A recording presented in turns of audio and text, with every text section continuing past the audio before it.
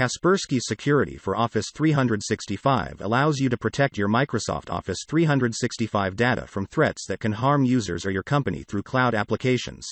Kaspersky Security for Office 365 scans email messages in Exchange Online for malicious files and phishing attacks, and your corporate OneDrive and Sharepoint online storages for dangerous files. A Kaspersky Security for Office 365 Workspace is created independently of a Kaspersky Endpoint Security Cloud Workspace. To create it, click the gray Kaspersky Security for Office 365 icon on the Kaspersky Business Hub homepage. Accept the terms of use and select a data center to create your workspace. That's it. To connect your Office 365 organization, click Grant Access and enter the username and password of a user who has global administrator privileges. Grant Kaspersky Security for Office 365 the required permissions. Without them, Kaspersky Security for Office 365 will not be able to scan files and email messages.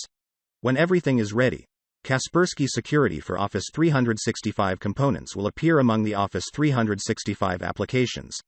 When Kaspersky Security for Office 365 detects email messages that should be deleted or modified according to the security policy, these messages get quarantined instead of being deleted.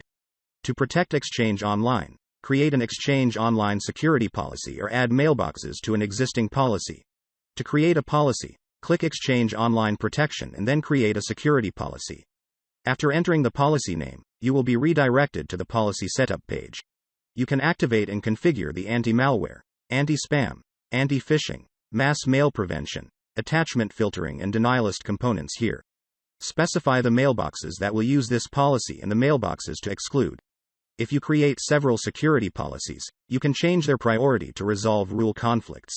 To reorder priorities, use the arrows to the right of the policy names. On other tabs, you can configure OneDrive and Sharepoint Online Protection. For OneDrive, you can enable or disable protection.